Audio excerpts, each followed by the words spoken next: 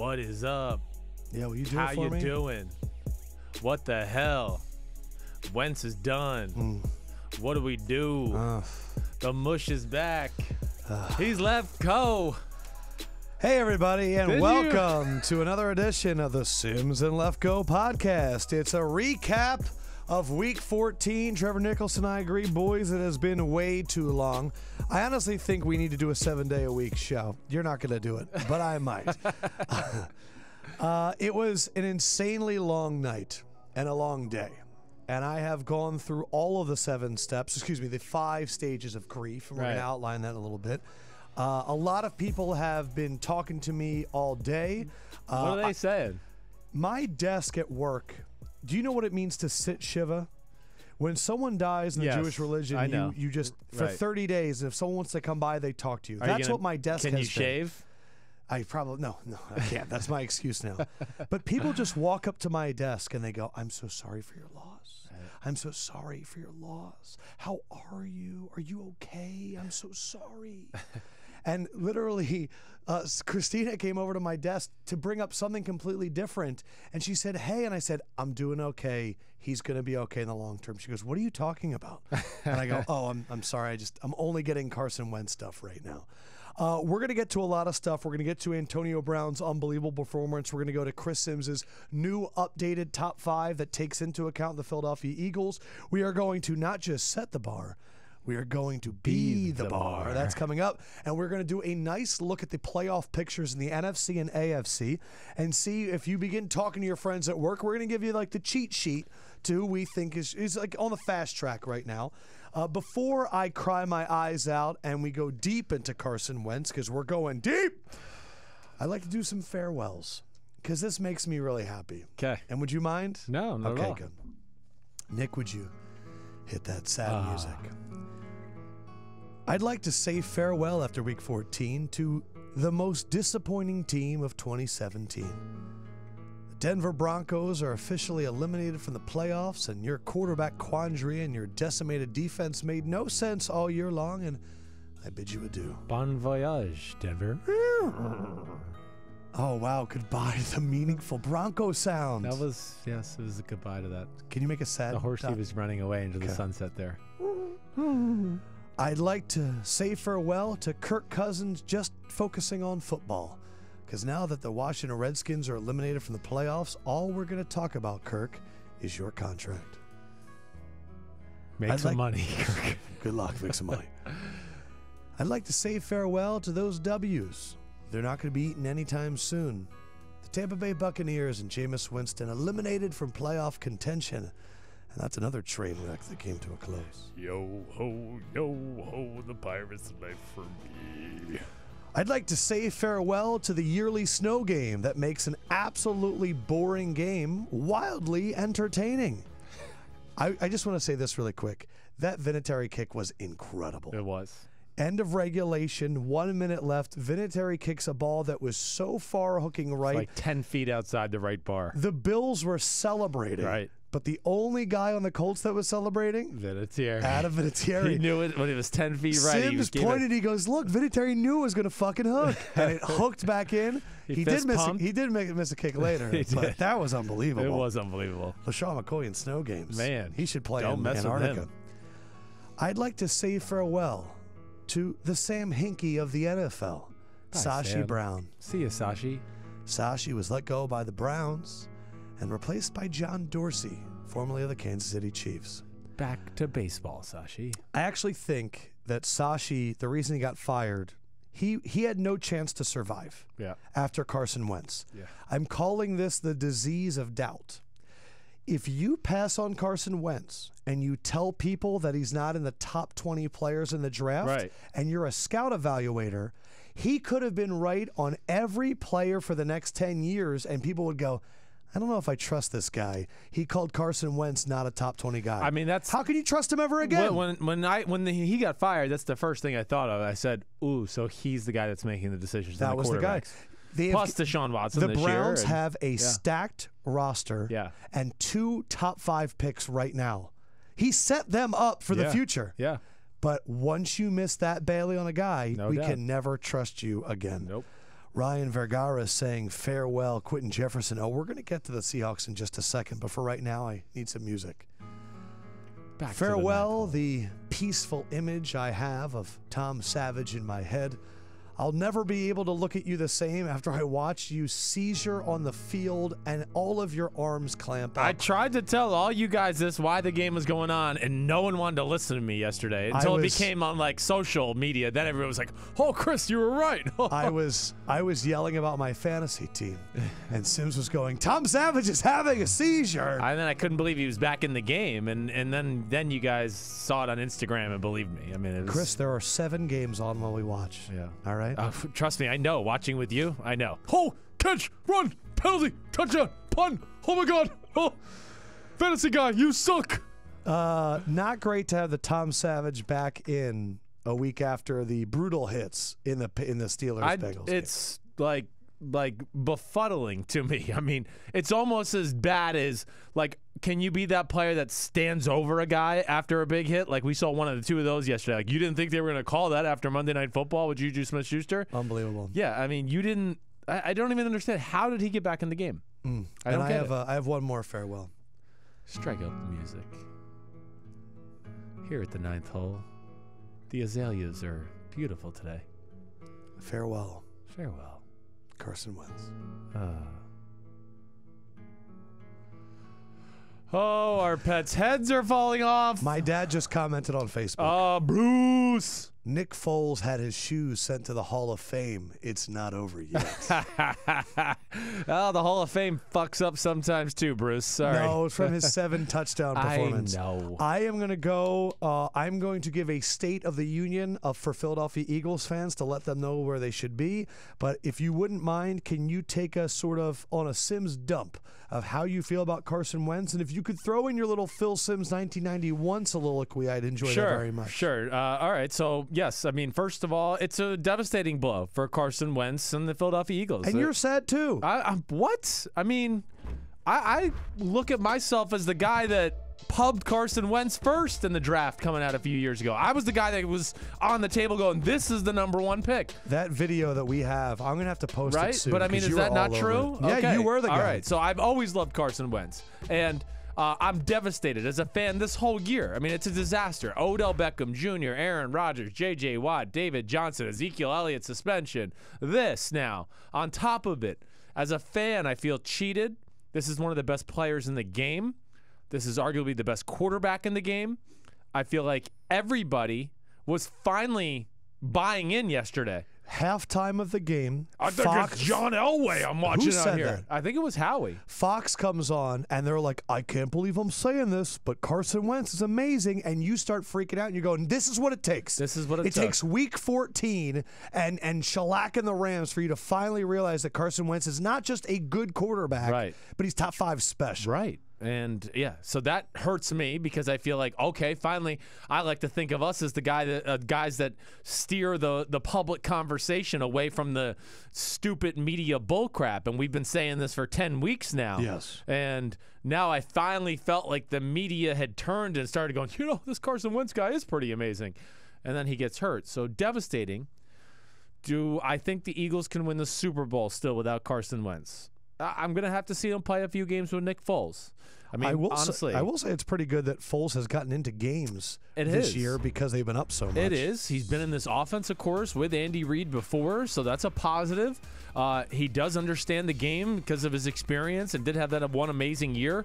But at the end of the day, the formula is going to have to change for the Eagles. And this is where, you know, my own personal life came in. 1990, the New York Giants, my father, 12-2, starting quarterback, #1 rated quarterback in football. And he breaks his foot against Buffalo Bills and Bruce Smith. And he is unable to play. And he's out for the year. And the Giants readjusted their game plan. And the reason I think it's comparable in this instance, first of all, Carson Wentz reminds me of my father. Second of all, the Eagles are built somewhat like the 1990 Giants. Defense, some good running backs behind it, can wear you out that way. And I think that's what they might have to focus on here more going down the stretch to going, okay, we might not be able to make the game so wide open because we don't have this gifted, talented, physical quarterback like Carson Wentz. But if we can run the ball, control the clock, Foles can manage the game, make a few throws here and there, then I'm not going to count them out. I got to see it a little bit first before I believe it. Yeah. But the Giants went on. They barely won Week 15 in that year, just to give you a little recap. They beat the Cardinals. They beat a horrible Patriots team. They got the first-round bye. They were the second seed in the playoffs. They absolutely annihilated the Bears at home in the divisional playoff game, and then went to San Francisco and upset Joe Montana and the 49ers in the game where you see Joe Montana get hit from behind, and they went on to upset the Bills. So I'm not saying I got to see it to believe it a little, but you guys are a team that's built to change your formula in which you play and still be very competitive and good. They have lost their starting kicker, their starting left tackle, their starting middle linebacker. They've lost their best special teams player, and now their quarterback. I have gone through all 5 stages of grief. First one, denial. When it first happened, that hit, I went, ooh, and Sims went, he may have torn his ACL. And I was going, there's no way you could tear your ACL on a dive play. His foot didn't get planned and all that stuff. Then it went to anger.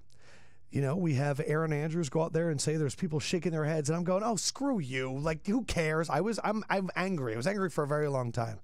Next one was bargaining. Okay, well, maybe we're going to get him back in 4 weeks. Maybe it'll be a PCL or an MCL. We'll get him back. Yeah, that's what I was Then it went hoping. into depression. Yeah. That was all night. I was... Hey, I was depressed. I really was. And then the last one is acceptance. That's the first thing I told my wife when I got home. I mean, my wife could give 2 shits. She doesn't even know who Carson Wentz is. I mean, she's clueless. She does not know the Eagles are the #1 team in football or number 2. So now that I am accepting of this, I've gone through all 5 stages. Ryan Holiday, friend of the podcast, a writer of many books, and it's a lot about Stoic philosophy. And I opened the page up today, and it's on the tranquility of the mind. Ooh. And this is from Seneca, who's a long-time leader in thought.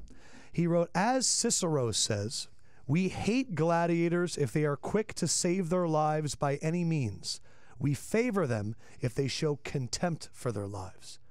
I appreciate Carson Wentz so much that he stayed in that game with a torn ACL and threw a touchdown pass, his 4th one of the day. Fearless in the pocket with a torn ACL. With a torn ACL, the pocket collapsed around him completely. Go watch the touchdown. He stood there as guys were clawing at his face. I watched earlier in the game Jared Goff, who's not on the same planet as Carson Wentz, get strip sacked by Chris Long. Meanwhile, Carson Wentz earlier in the game had his arm back, was ripped, and then still threw a completed pass. I appreciate Carson Wentz. Yes. I also found it very ironic that earlier in the week, Kobe Bryant came out and gave this whole speech to the Eagles. And the fact that Kobe popped his Achilles and hit those free throws, and Carson tore his ACL, the fact that I think Carson might be on the same Mamba mentality as Kobe says wonders for the rest of his career. I don't need Carson running the 40. The ACL, it's going to be all right. Yeah. The next thing I'd like to do... Got to adjust the way he plays, though. And hopefully this will be the moment he does that. And you and your dad have been saying that for weeks. Yeah. And everyone's really been saying it. But next thing I'd like to do, now that I feel like I appreciate Carson Wentz, is I want to apologize. Yeah. Can we do that? Do we have the video? Because I recall a Thursday comment. So I want everyone to understand that... It's actually unbelievable. I have taken my powers very seriously. You should now. I'm bought in. And now I'm realizing that they're more powerful than I even realized. This is what happened on Thursday's Big Show. I have been saying since the Kansas City game in Week 2 that I would pledge my allegiance as the mush and I would bet against the Philadelphia Eagles. E-A-G-L-E-S Eagles!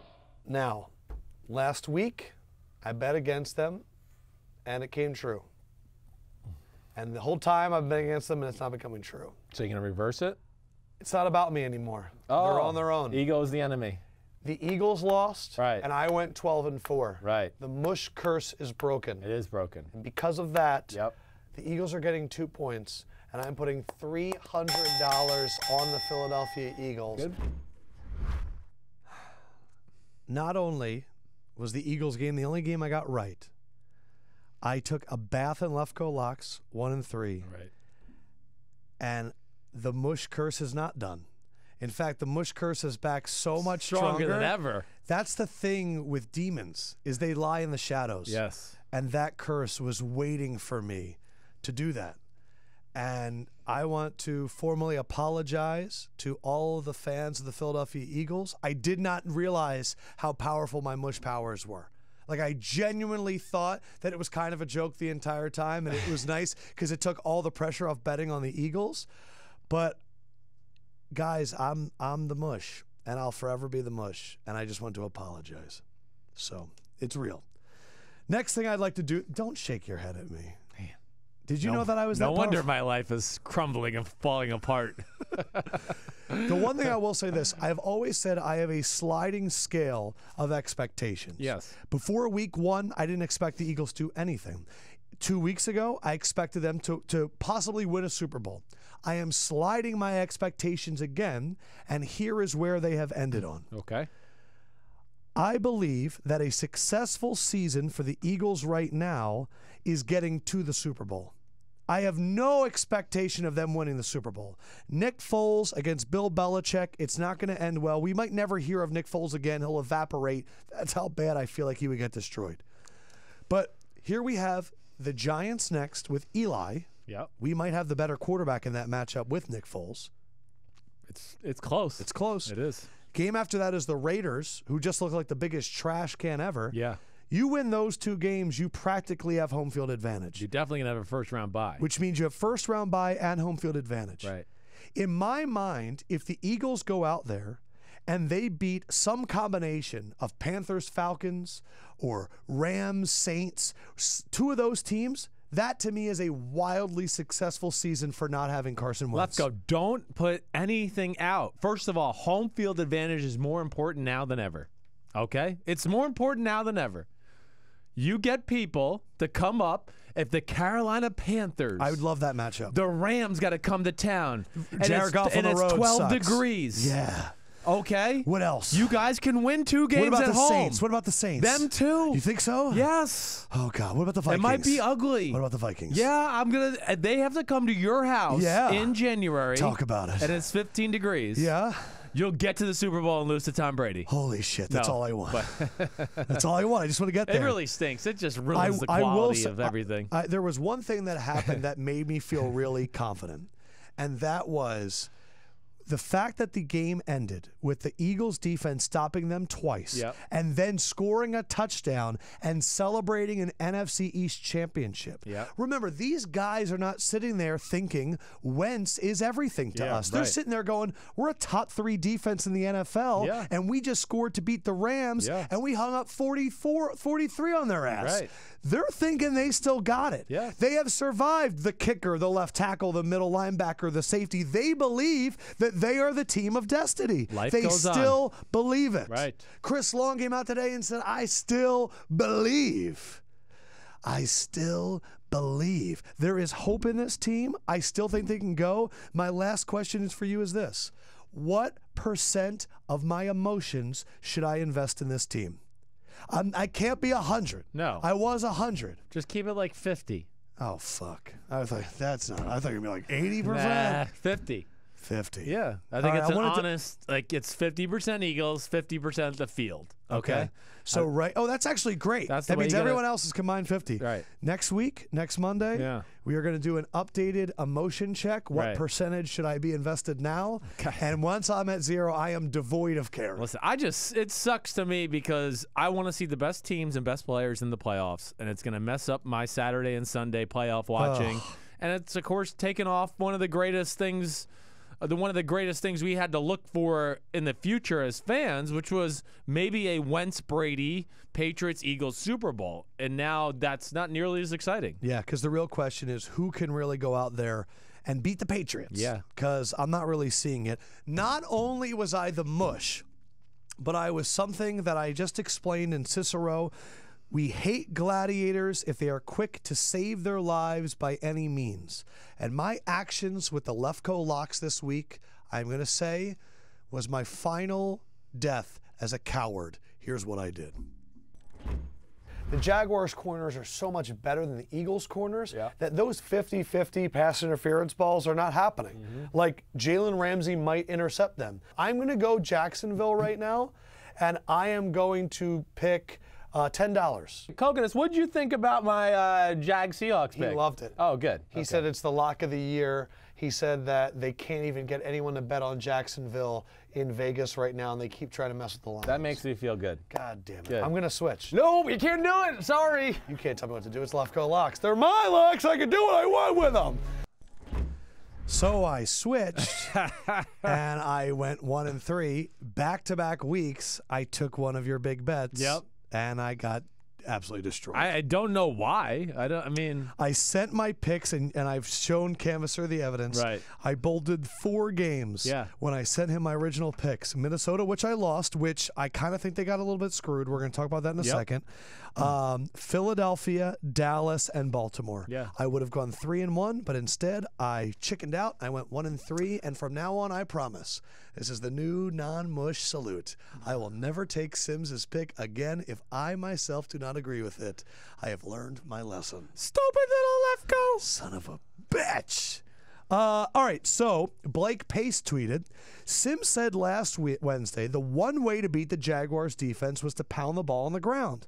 Why did he feel confident the Seahawks would win when they have one of the worst running games in the NFL? I really just went on Russell Wilson and the fact that the Eagles and the Falcons could not contain Russell Wilson.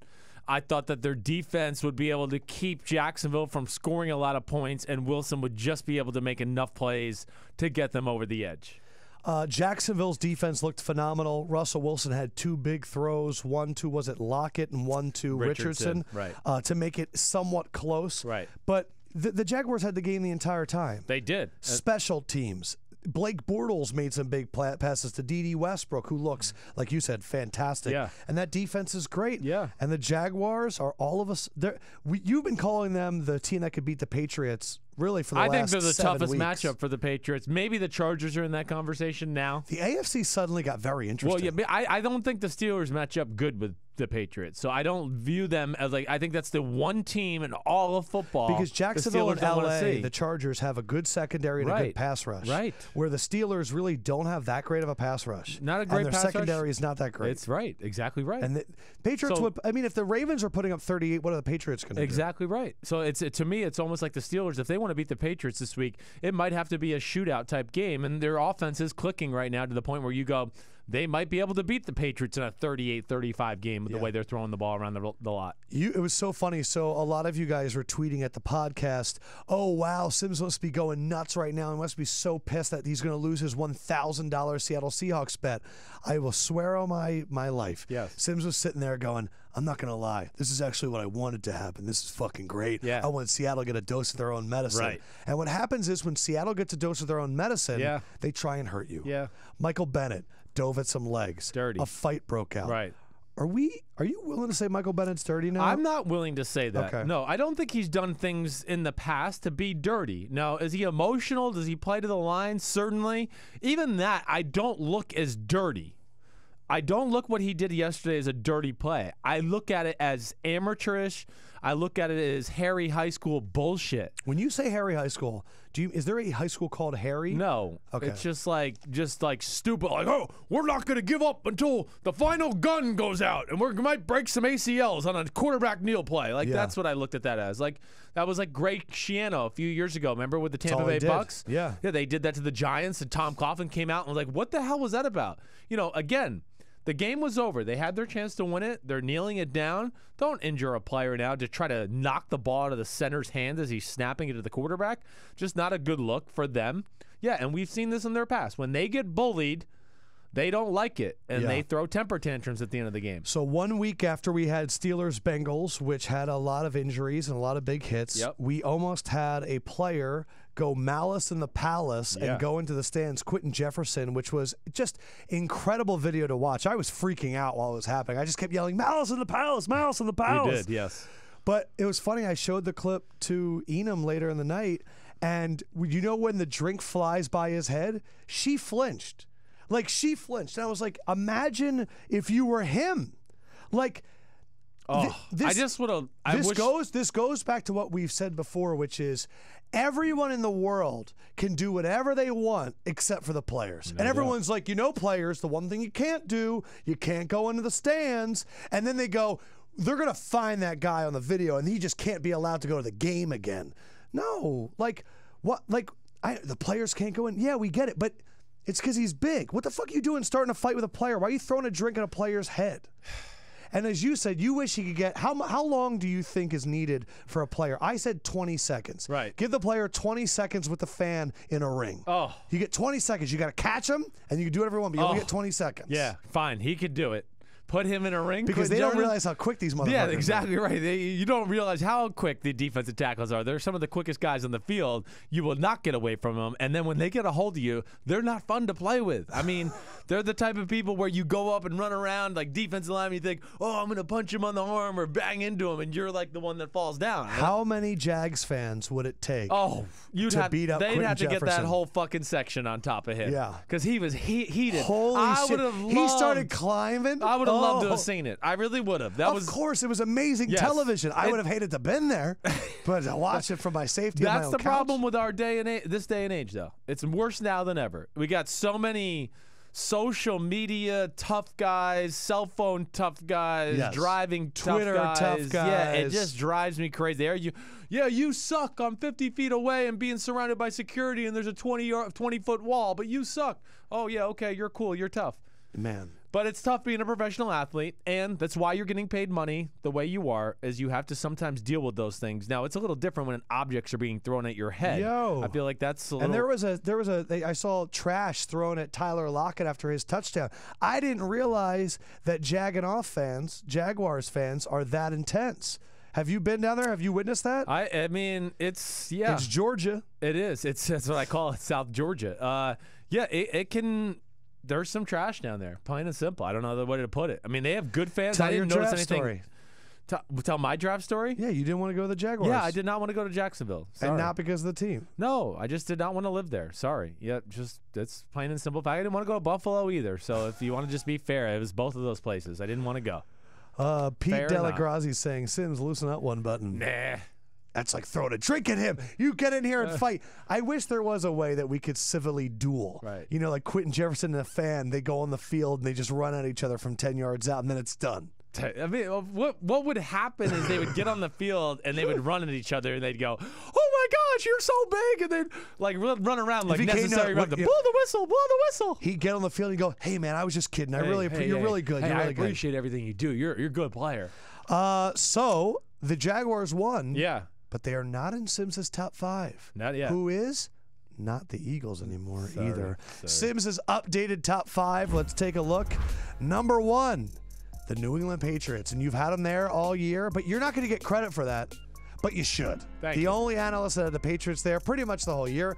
The Vikings move up to 2. The Steelers move up to 3. The Rams are at 4. The Saints are at 5. The Eagles are at 6. The Panthers are at 7. The Jags are at 8. The Falcons are at 9. And the Chargers are at 10. And that's when I feel like the NFL drops off. I agree. I feel like right after the Chargers at 10, no one else has a chance to win the Super Bowl. It's Titans, it's Lions, Seahawks. I don't think any of them have a chance. I agree. I don't All right, think any good. of So them you do. agree with that Yeah. too. First thing is, so you have the Eagles at 6. Yeah. I just want to finish them up. I know a lot of you are tired of me talking about the Eagles, but they were the number 1 team for a long time in many people's minds. You still have them above the Panthers. That's really the only team. The Jaguars, Falcons, and Chargers. Why 6? Why did you settle on 6? I felt like 6, the teams that are ahead of them there, I think just without Wentz, and I have to see what you guys do and the style of play and what you're going to play with here in the future, I just feel more confident in them winning a one-on-one matchup. Brad Carroll asked the question that I had. So, Brad, great question. Vikings move up but get blown out? You guys watch football or nah? My only question, they obviously didn't get blown out. And if you watch that game, especially the first half, the fact that the Carolina Panthers finished with 330 yards, and that was only after that 70-yard run by Cam Newton. They didn't do anything all game, and the referees were helping out Carolina all game. The game was 24-all with 2 minutes left. What's he talking about blown out? But the real question is, the Vikings are the only team that lost Right. that didn't drop a spot on Yeah. your list. Yes. The Saints lost. Right. The Rams lost. Yeah. But the Vikings lost, and then you actually went up a spot even before Philadelphia dropped. Well, so when I did the things last night, I left Philadelphia at 2. I said, okay, I'm going to wait to hear about You still move the Vikings up to 3, though. I did, yes, because I still think I think now, with all said and done, they're still the second best. I'm not going to let one game just totally deter me from the previous 13 weeks, okay? The Vikings have been phenomenal. They've just played 4 to 5 games on the road against some of the best teams in football, and they won them all except yesterday where they didn't play their best. We're the better team on the field. I just watched the film of the game. They were the better team. They just had some things And if go Adam against Thielen them. catches some touchdowns. Thielen drops 2 out of 3 touchdowns. Kyle Rudolph drops a 30-yard seam route God. going down the middle. With Some no of the one near him. just incidental face smacks where hey, they got to call him. I understand that.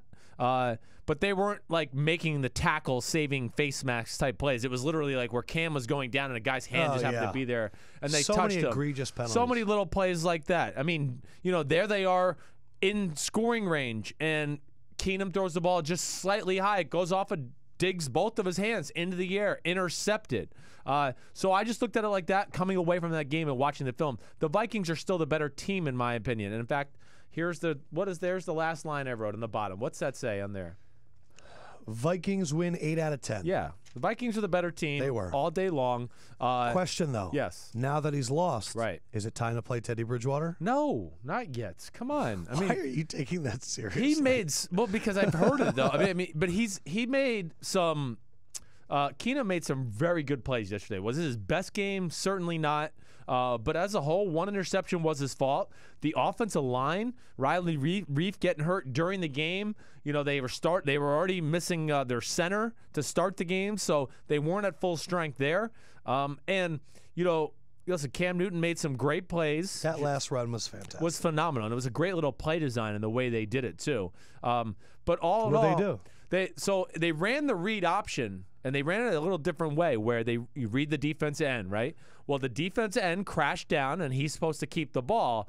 Well, the left tackle went down, let the defensive end crash down, and then there was Anthony Barr waiting for Cam Newton, and the tackle came back and kicked him out. And then Cam Newton cut underneath, and then he made an unbelievable move on So the Sendejo. left tackle with a great play. Yeah, it was. It was a great. It Khalil? Yeah, it was. It was Khalil on that Good play. for him. We've Yes. shit on him all year, Yeah. so I'm Yep. glad that he did that. That was a good play. Someone just asked about the Saints game before we get to our setting the bar players. Yep. Saints-Falcons. Did you hear the story about the referee that apparently was a former Falcon? I did hear that. What did you think about that when you heard that? Especially in a game where a lot of people were complaining afterwards about the calls that favored the Falcons. Yeah, they did. I mean, I'd have to go back and look. Did this guy actually make all the calls? I mean, you know what I mean? I don't know, but he wasn't even listed on the sheet. I know this. I can't speak for everybody.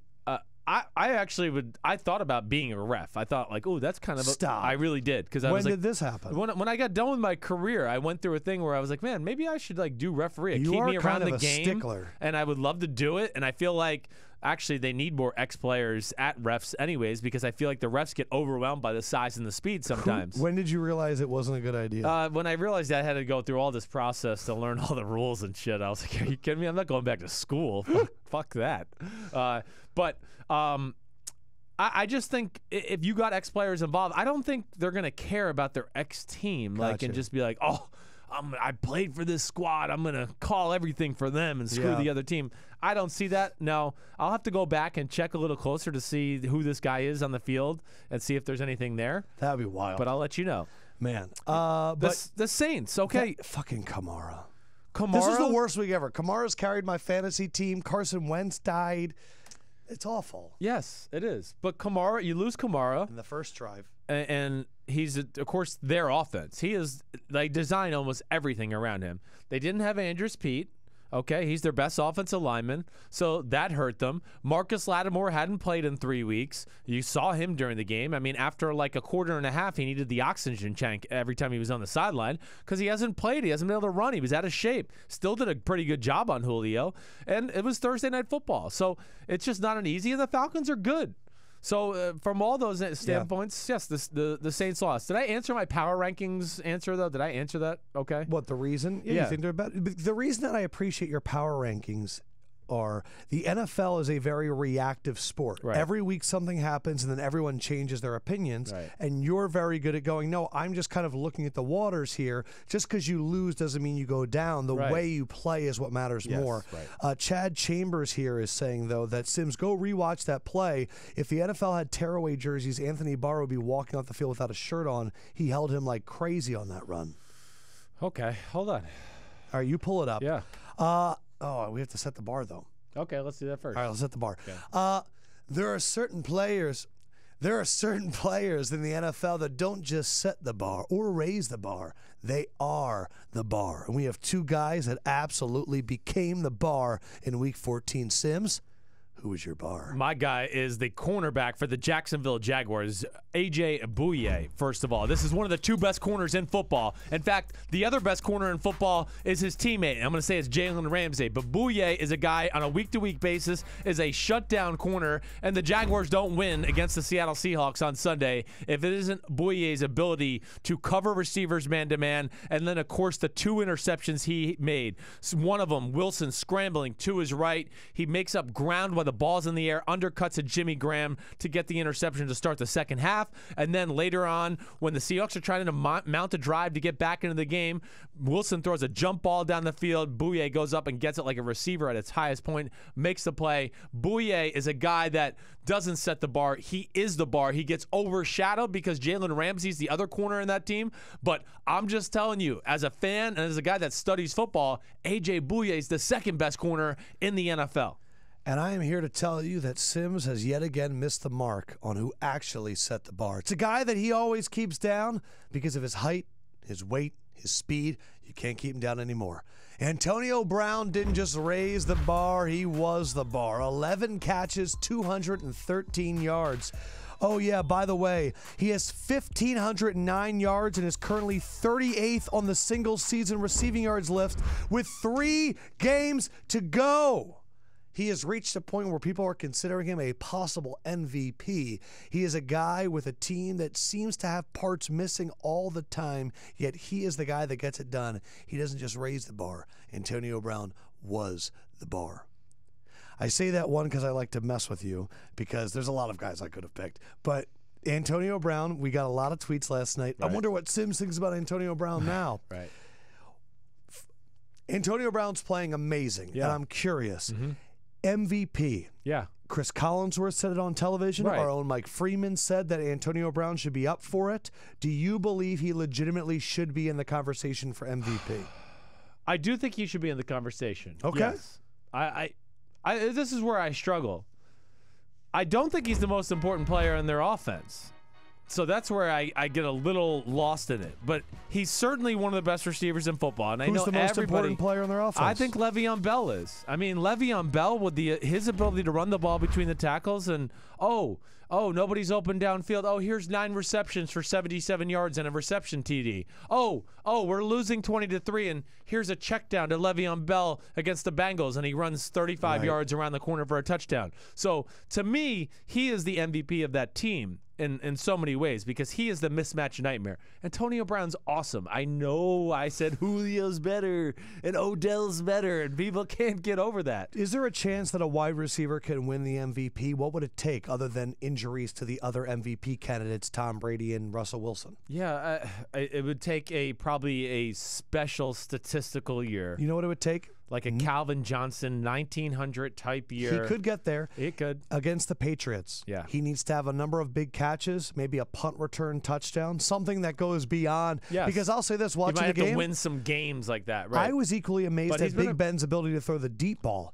Every time Antonio Brown caught a deep ball, it was right in his hands, just like this. Yeah. Right in his hands. Big Ben is one of the greatest deep ball throwers ever in the history of football.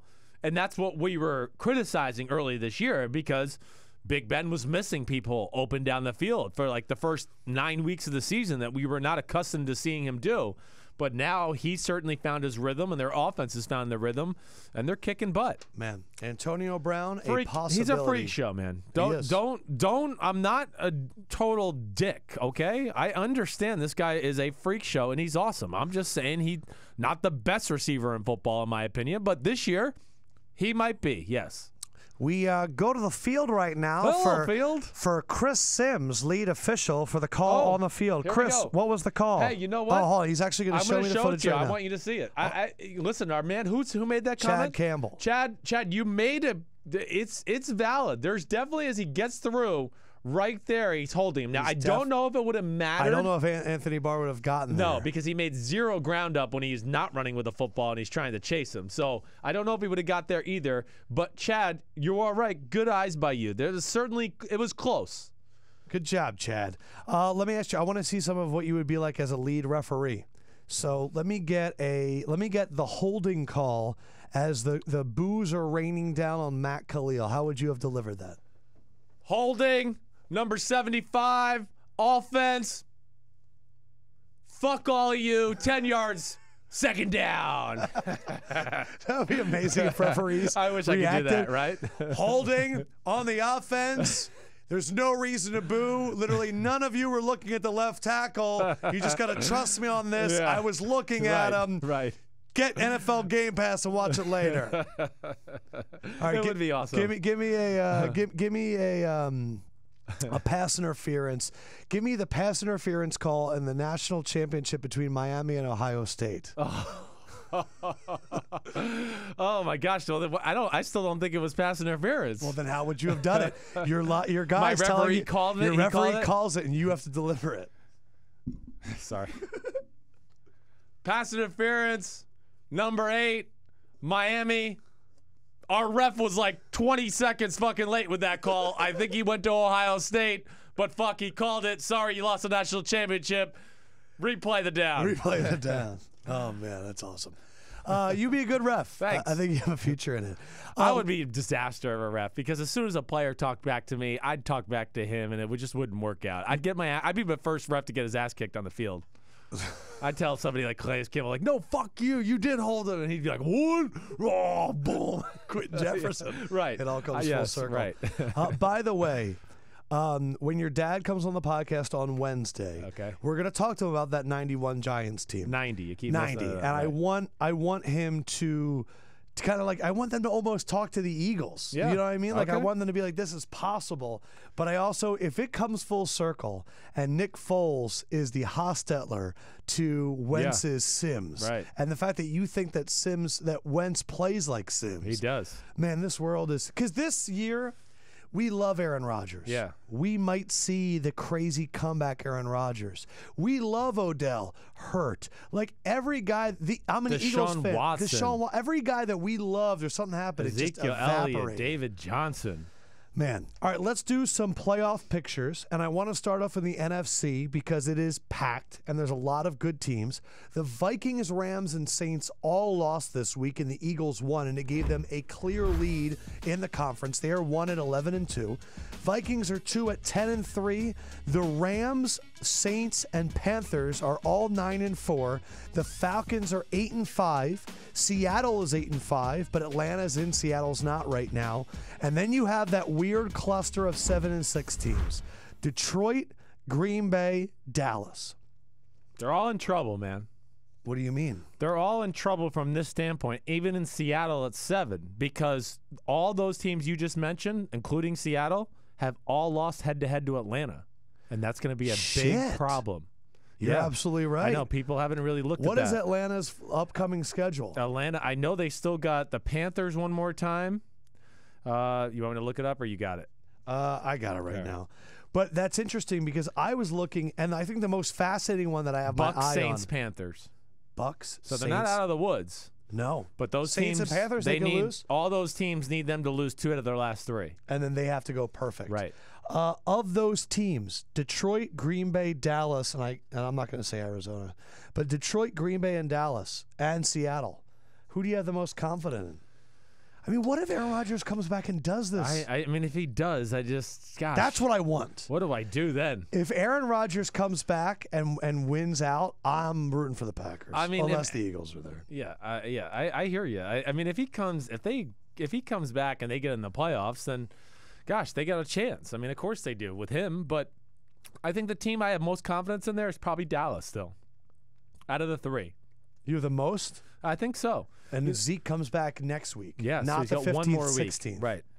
I just look at Dallas and go, okay, at least they still got a good O-line. They still got Dak Prescott. They do got Des Bryant, who can make a playoff schedule from time to time. Their D-line is still something to be reckoned with. They play hard. They usually don't mess the game up themselves. Detroit, I just worry that they really have no defense. They have Their no run last game. schedule, though, is really easy. Yeah, it is really easy. You're right. And then I just look at Green Bay, and, hey, they're making and do. They're hanging around. I mean, if they can beat Carolina this week, then shit, I might change my tune and go, yes, let Aaron Rodgers play the last 2 weeks and see if he can get in. The Lions' last 3 games are Bears, Bengals, Packers. Bears, Bengals, Packers, yeah. They could win all 3 of those. They could lose all 3, too. You're absolutely right. They are the Lions. Yes. In terms of those other teams, do you think Philadelphia will be a top 2 seed and get a bye? I mean, I think yesterday's win almost locked it up for a top 2 seed, right? Okay. I mean, in my eyes, it's going to take you guys basically having to lose 2 out of the last 3 Right. for you not to be at least 1 or 2 seed. Yeah, because the Rams would have to. Yeah, right. We'd have to lose 2 or 3, and then Yeah. either the Rams, Saints, or Carolina would have to go 3-0. Right. And the good thing is the Eagles have beaten the Rams and Carolina in case it's a tie. Exactly right. Who do you think gets the other bye? I think the other bye, let's see, so Minnesota down the stretch here. I know, let's see, the Rams still got, the Cowboys and the Seahawks. I just want to make sure Minnesota, I don't think. Vikings play the Bengals, the Packers, and the Bears. Holy shit. That's them. That's them. Yeah. And, hey, plain and simple, they're one of the best teams in football. I don't give a damn about the loss Every yesterday, time I whatever. have this conversation with people, they go, do you really think Case Keenum's going to get it done in the playoffs? Gosh. It's like what happened to Andy Dalton. Yeah. Andy Dalton could do whatever it is in the regular season, but they go, yeah, but wait until he chokes in the playoffs. Man, I just don't see it. We'll see. I mean, I don't think he's the type of guy that's going to choke. They got a team around him. The receivers are pretty good. When the O-line's healthy, their O-line got beat up yesterday. I mean, they literally got physically pushed around.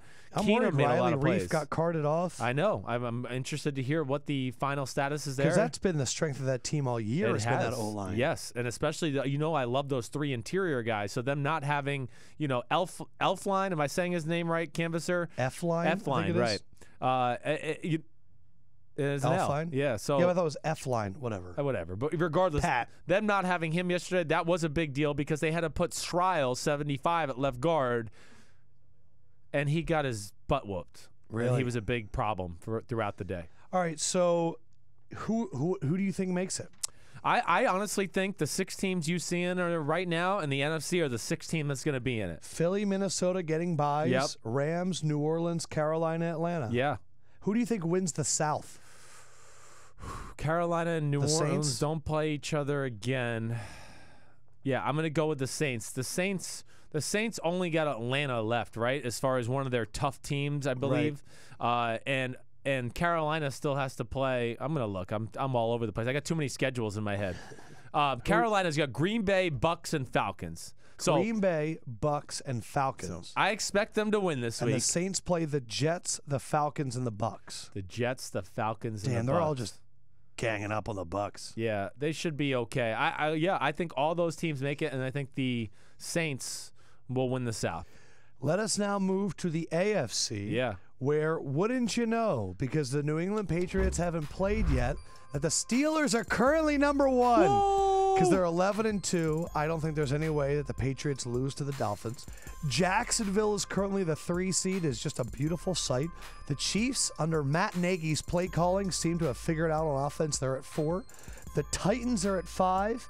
And they are holding on for dear life as they're being chased by the Bills, the Ravens, and the Chargers. And the Raiders are still eligible, in my mind, to make that. Let's talk at the top. Steelers, New England. You think New England will end up with the number 1 seed here because they'll win next week? I do. I expect them to win next week. I just think Pittsburgh really matches up poorly with them. I think it's going to be a tough team for them to beat. And I expect Pittsburgh to lose that game. And then they got, I believe, the Texans and the Browns after that. So they'll win out, and then they should get the number 2 seed. So you see New England at 14-2. I do. And you see the Steelers at 13-3. Yeah, I mean, if New England goes 13-3, it's because they don't play anybody week 17 against the Dolphins. Is there any chance that the Titans catch the Jaguars in the South? I don't think so. Man, say what you said about. So it's funny. Greg Blankley just wrote, Mariota isn't good, plain and simple.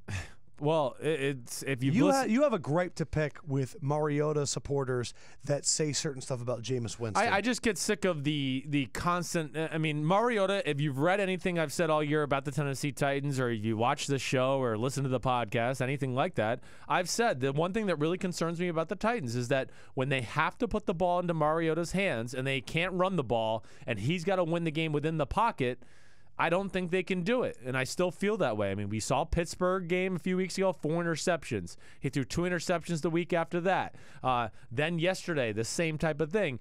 And I do get annoyed with the theme that Jameis Winston is careless and doesn't take care of the football, but Marcus Mariota is stable and takes care of the football when he's second in football in interceptions behind Deshaun Kaiser. So I just think that, I don't trust him. I don't think the Tennessee Titans are going to get in the playoffs. I want to say this to you, and I don't want you to get upset, but I want you to be ready for this. Okay. So someone just wrote, Benjamin Harris wrote, I want to see the Jags play the Pats. Yeah. I have had multiple people come up to me today and go, you know who I think might actually be tough for the Patriots? The Jaguars. Yeah, of course they did. Of course. Would they listen to episode 139 and 138 and 137, and now they're caught up and hey, these Jaguars are good. What are you going to do when that's like the public notion that the Jaguars are going to give them I'm going to love it. I'm also, what everybody can look forward to that is because I've been saying, that the Jaguars are one of the few teams of football that can beat the Patriots. I've also said Blake Bortles is the 70th best quarterback in football, and everyone's going to think, oh, look, you were wrong. They won the Super Bowl with Blake Bortles. And I want to be like, no, they're so good, they can win the Super Bowl with the 70th best quarterback. Gabe, our camera operator, was asking you earlier, well, what do you say? Blake Bortles had like a lot of big passes. Yes, and I would say they were wide open, and he completed them, and that was really good. But your thing was defenses would never run that defense. No, against the quarterback that's the point. I mean, that's the point, and it even goes into like the Colts game last week or a few weeks ago when they played them. Blake Bortles gets to play against pass coverages that defenses would never play against any other quarterback in football. I mean, there's just no other way to say it. He gets looks that nobody else gets because nobody really believes he can beat them, and they want to stop Leonard Fournette, and that's what they're worried about in the run game. And yesterday, they made some plays, and he threw the ball on the money, and I give him credit. But, I still am uncomfortable with him. Damn, this is why I love the people that consume our show, because they remember shit that I forget because I've done a lot of stuff in my life that ruins my brain. Sean Bennett wrote, Sims legit said the Jaguars shouldn't do training camp with the Patriots because this could happen. You fucking said that before the year, that the Jaguars shouldn't do training camp in case they face you in the playoffs and they'll have a scouting report on you. Sean Bennett, thank you for bringing that up. I'm excited. Well, I love the listeners of this podcast. You got to think about Bill Belichick is obsessed with the football. And I promise you, at some point in the offseason, he looked at film with Jacksonville and went, holy shit, they're good. Let's call them up and see if we can get them in preseason so I can scout them out and get the game plan ready 6 months in advance. I mean, that's the kind of guy he is. That's honestly what I think went through his brain. Abdi Muhammad said, Lefkoe has no original ideas. He always agrees with Sims. That's not true. It's not true. No. Abdi, clearly you haven't been watching enough. Except when he takes one of my Lefkoe Locks. Son of a bitch. It backfires in my face. All right, so who are your 6 teams for the AFC? Okay, I like Jacksonville. And Jacksonville, let's just say this. We got to throw this out there. If Pittsburgh loses this week, okay, they lose and they go to 3 losses, and then somehow they blew a game against the Texans or the Cleveland Browns, Jacksonville will become the number 2 seed because they've beaten them head-to-head, right? They beat Pittsburgh 30-9. If Jacksonville won out. Yeah, if Jacksonville won out, which I think they will do. That would be fun. I like that. It would be. But now. Who are your 6? So Pittsburgh, New England, Jacksonville. Yep. Who do you have winning the West? I am going to have the Chargers win the West. Wow. So they come from not in the playoffs to the 4 seed. Yep. And then who do you have as the 2 wild cards right now? I'm going to go Kansas City and Baltimore. Kansas City, and Baltimore. So that means that Tennessee doesn't make it. No. That means that Buffalo doesn't make it. No. Man, so you have Pittsburgh, New England, Jacksonville, Chargers, Kansas City, Baltimore. Yes. That, to me, those are the 6 best teams. That's what I want to see. Right. I am all in. And when it comes to NFL playoff football, I want to see the 12 best teams because then we're canceling out the chances of bad Super Bowls or bad championship games. Do we need another Saturday in the wild card playoffs where I come to your house and I sit on the couch and we watch 30-0 Texans Chiefs or 30-0 Texans Bengals? Sure, you can come over. Yes. Oh, thanks. That was actually the reason I brought that segment up, is I need that invite. Yeah. No, but I mean, it's always. I know, and that's what I don't want to see. Because someone gets in that shouldn't be in. I root for the best teams to be in it because I want to see the best quality football, and I don't know if we're going to get that if we get Buffalo and Tennessee at 5 and 6. No, and I'm not just saying it just because I'm rooting for this to happen. I truly believe it. Tennessee down the stretch here, their last 2 games of the year are Rams and Jaguars. So that's shaky. They could lose 2 out of their last 3. Buffalo still has to play the Patriots one more time. Yep. And I don't think the Buffalo is even. And they a got real the Dolphins twice. I don't even factor them into this. No. I know they're And in the Ravens, playoffs right now, but I don't think they're real. Yeah, the Buffalo is Miami, New England, Miami. Let me do some quick hits because now that we've got the playoff teams, I want to make sure we hit all the other teams. It's what we do well here. Detroit beats Tampa Bay 24-21. Matt Stafford in the first half.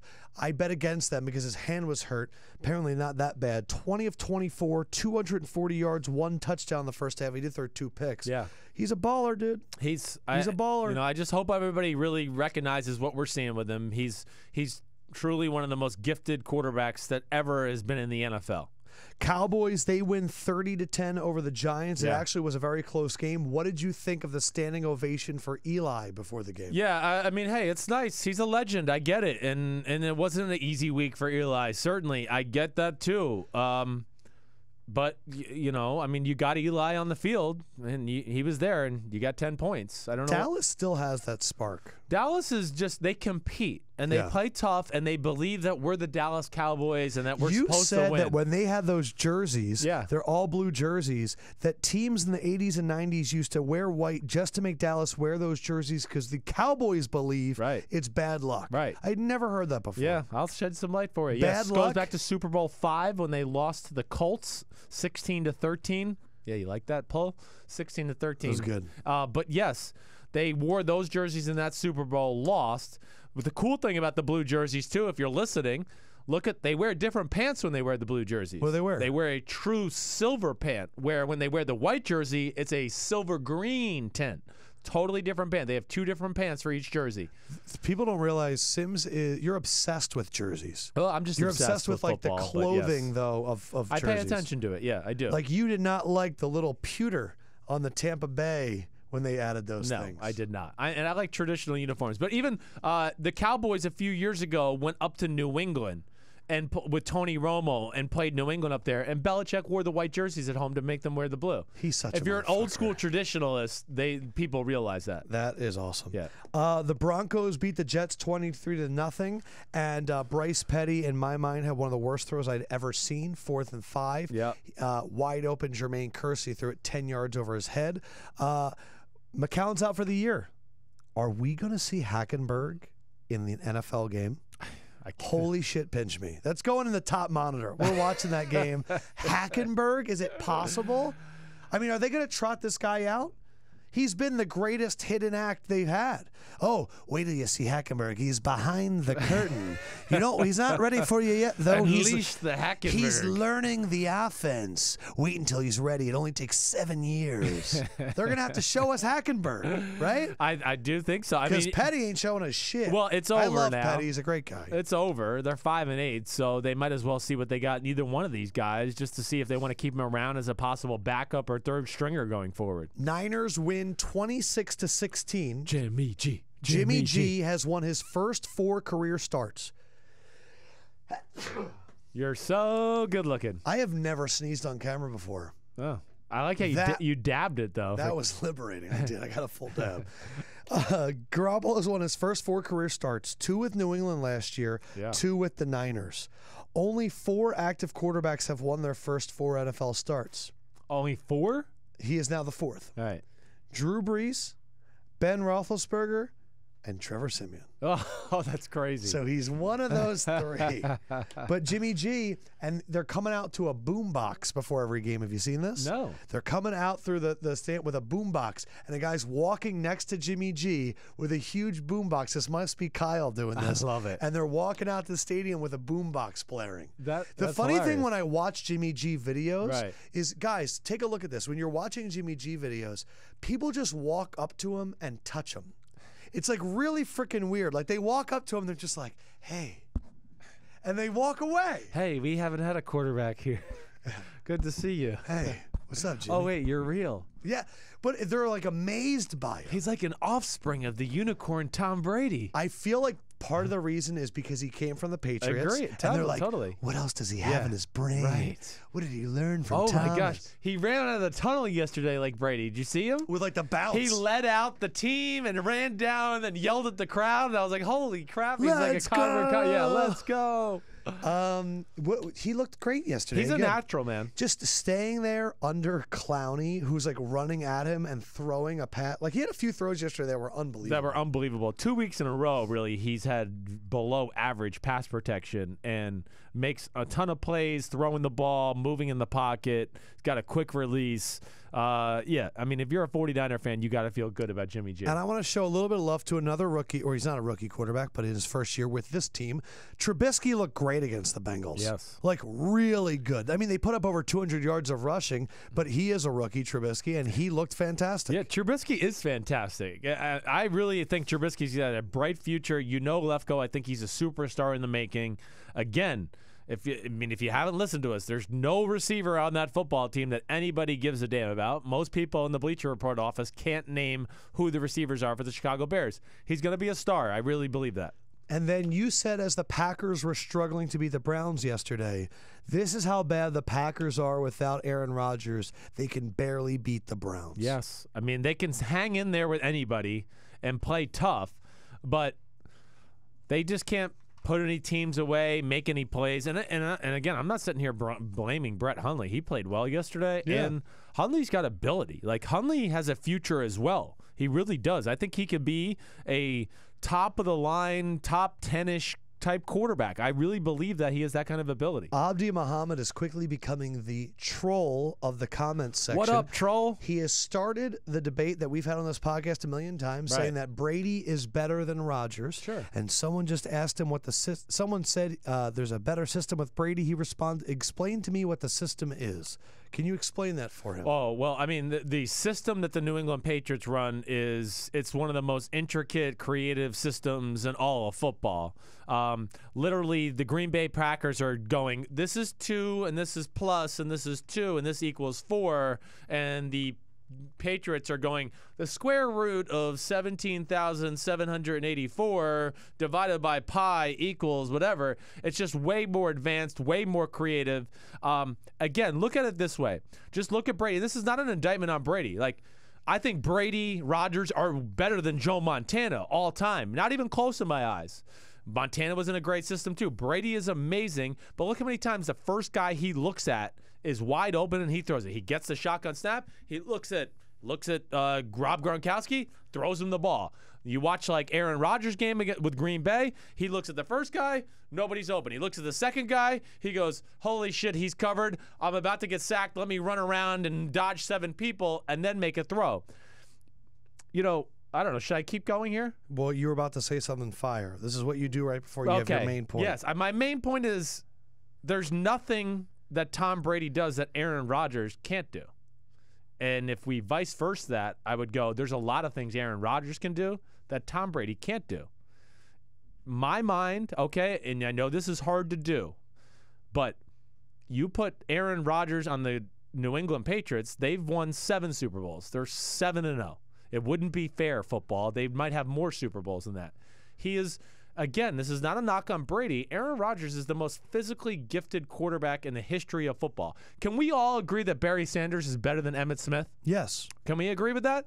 Easily. Okay. It's not even close. But the statistics. But for some reason, when you watch NFL, I know I texted you this, or you watch NFL Network or watch anything else, everybody can agree that Barry Sanders is better than Emmitt Smith, even though statistics don't say it. He didn't win Super Bowls. But everybody, for some reason, in that discussion could go, well, Emmitt had a great O-line, and he had receivers and a quarterback and an awesome Hall of Fame head coach, and that's why he was awesome. And then we can all go, oh, Barry Sanders had nothing. He had no O-line. He had never had a quarterback. He never had a good head coach, and he made it all happen himself.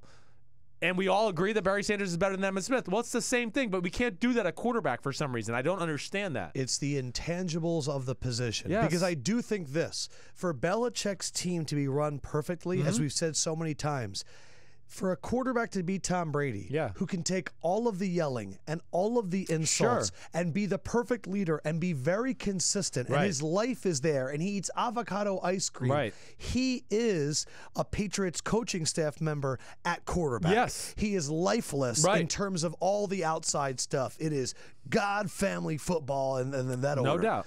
Rodgers, I don't know how Rodgers would acclimate to that. Would he be able to last there that long? Would he want to go somewhere but else? I could say the same thing to go with Brady and go, I don't know if he could acclimate in Green Bay and have to do it all himself. But so it's where the system you're born into a little bit. That's part of it. I think it's a little bit of that, and I think it's also just the magic of those two guys together. Yeah. It's hard to think of Belichick with somebody else right now. And it's hard to think of Brady with, so they're so inseparable. I know. But I do like your thing. If you put Brady on the Packers, what happens? Yeah, I mean, he still would be awesome. I'm just saying, just from that, I mean, you go through the checklist. I hate the whole conversation. Like, well, he's got the most rings. He's the greatest quarterback ever. I don't give a shit if Eli Manning wins 4 more Super Bowls and has 6 when it's all said and done. He's not better than John Elway or Dan Marino. Why? Because his team and his coach were better, so now he's better? That makes no sense. We let basketball influence our thought with this conversation because basketball, one player can win a game by themselves pretty much. I mean, we've seen LeBron basically carry his team there. I was at the lunch table today, and someone said, you think that Case Keenum versus Tom Brady, they have a chance? I said, they're playing one-on-one? Right. They wouldn't have thought Eli Manning had a chance either against Tom Brady. But I think that's what the big theme of today's episode was, is that just because a team lost doesn't mean they go down the power rankings. Right. Just because you won doesn't mean you're great. No. I want to give a shout-out to Carson Wentz. I hope you are feeling okay, feel better. You've been incredible this season. It has been a joy to watch you, Eagles fans. Hold out hope. Hopefully they pull a 1990 New York Giants, and Nick Foles pulls a Hostetler and carries them to the Super Bowl. Anything you'd like to say to close out? No, nothing else. I'm hurt. I'm still hurt by it. Me too. I really am. Me too. I was more hurt when my dad got hurt, and that happened. But he is your dad. For Sims. Peace out, homies. Josh would say good night, everyone. And the Lefkoe man says peace out. We'll holler at you guys later.